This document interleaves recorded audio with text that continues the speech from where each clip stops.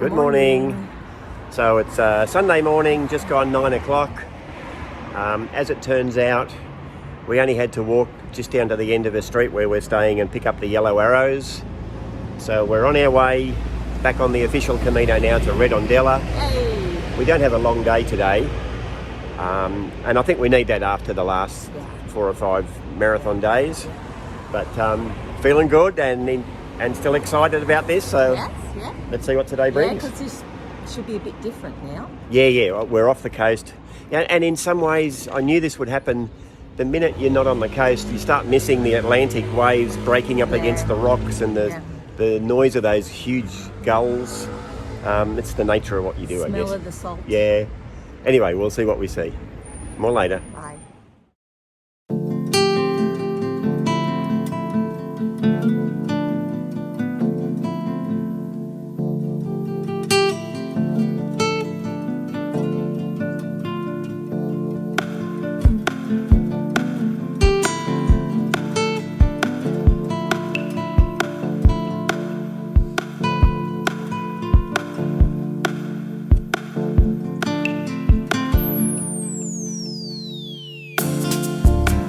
Hey guys, how you going? Good morning. So we're trundling along in the hills up above the estuary that goes through Vigo. Yeah, we're really high up. Yeah, and we're comforted by lots of yellow arrows. So we're back in our stride again today. And the shade. And the shade.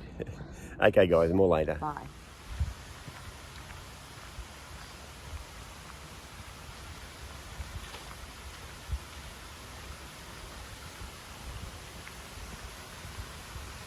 Nice little stop along the way.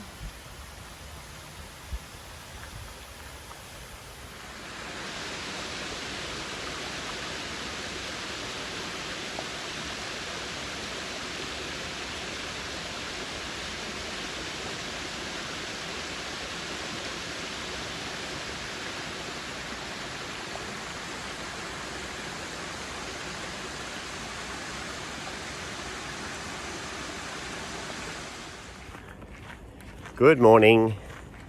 So Sunday morning, we're approaching midday, but we're getting along pretty well, and I think we'll be in Redondela for lunchtime. So a shorter day today. And once we jumped up onto the foothills to walk around Vigo and the estuary, the views have been absolutely fantastic. And because Vigo looked to be about 100 kilometres to Santiago, there were quite a number of new people on the trail today. So it must be one of those towns where, you know, if you start in Vigo, by the time you get to Santiago, you qualify for a Compostela. So we've had lots of new people to meet and some industrious children with little roadside stalls doing donativos. So lots and lots to see today. More later. Okay guys, how you going? Hi. So we've just finished tea and been out and about, and we thought we'd just do a quick summary of the day. So first of all, how was our walk today? Good. Yeah. Yeah, it was all in shade, which was lovely. Yeah, very lucky. Yeah, but it was high up. We did a bit of climbing. Yeah, and we were lucky. There was a couple of Belgian people having breakfast with us in the hotel where we stayed, and they'd done this before. And I asked them, did they know how to connect to the Camino? Because Vigo's a huge city. And they said, just walk down the end of the street and that is the Camino. But there were still a few dodgy twists and turns where there were no arrows. We had to ask some of the locals. Yeah, we went into about 3 or 4 shops and they pointed us in the right direction. Yeah, and then right on the outskirts, we got arrows again. Yeah, and so we you'll see in our photos, we were always, as Lynn said, high up in the foothills, looking back down over the estuary, and you'll see some photos of that. And what time-ish did we get into town? 1 o'clock? Yeah, so it was pretty good today. And when Michael showed me the map this morning at breakfast, because I said, is there going to be any hills? It did show going up and then quite flat till right near the end, and then a severe down. Yeah. And it was pretty steep. Really severe down. Yeah, hard on your knees. Yeah. So probably the highlight for me of the walk, we come across a couple of kids with little tables with Camino stamps and selling trinkets. Yeah, for pocket money. Yeah, so you'll see some photos of those in there as well.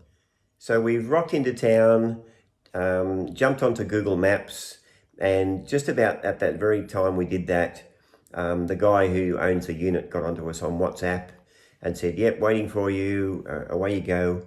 3/4 of an hour later, we're walking round and round. And one thing we've noticed about Google Maps, it doesn't do well in these Spanish towns because it doesn't recognise laneways, squares. Yeah. So it tries to take you, even though you're walking on foot, tries to take you where a car would go.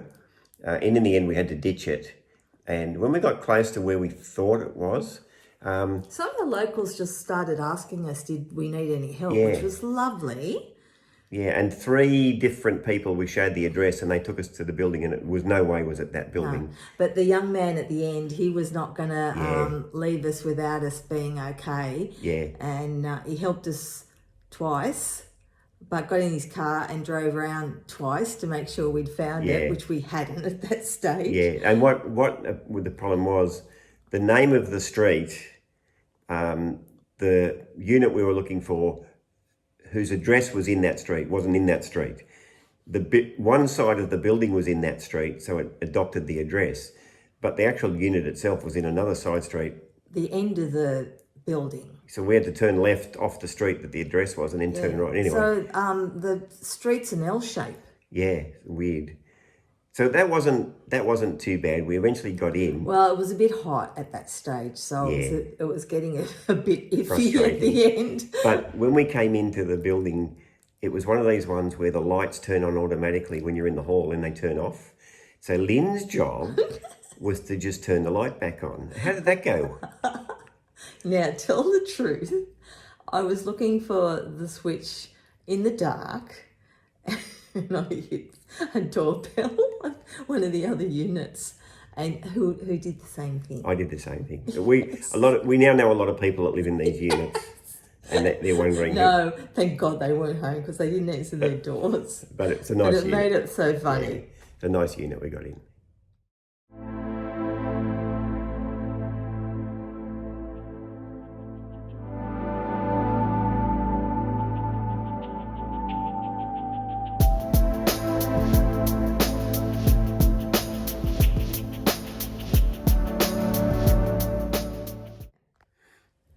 So the highlight of my day is when we got into near our unit, there was a old cemetery, and when we were coming back from tea tonight, and it's sort of on dusk, I said to Michael, "Oh, can we go through this? Because I like cemeteries.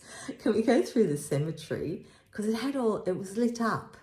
And we tried one gate and it was locked, and I was like, "Oh, anyway, we circled the other side of it, and I pushed the gate and it was open. So we've had a little look around the cemetery. In the dark. It's creeped Michael out. He won't sleep tonight. I thought it was one of those cemeteries where the creaky gate lets you in and then it closes behind you, and that's the last anyone ever hears of you. No, it was a really lovely old cemetery. Yeah. But one of the graves I looked at was 1898. So it's got some really old graves. Yeah, some history. And just on the block down from the cemetery, there's a huge cathedral all locked up, really old. But when we went round the front to look at it, there were half a dozen people sitting. Women. Yeah, praying to the locked up church. Yeah. So there's a story there that we didn't. Yeah, we'll have to try and see if we can find out some information, because I've never seen over here in Spain where, women this time, but people were sitting out, that there were like stone benches, and they were praying outside the church. Yeah. So what was the church's name? Don't know. Something Santiago, wasn't it? Yeah, don't know. We'll investigate that. And probably one last thing before we go. For anybody who finds themselves in Redondela, there's an Irish pub called the Celtic something or other. We've got a picture of it. Really cool. Good drinks, good food, nice staff. And it looks like the locals are going there too, so that's a good sign. So it's a good sign. Okay, guys, more from us tomorrow. Okay then, bye. See you later.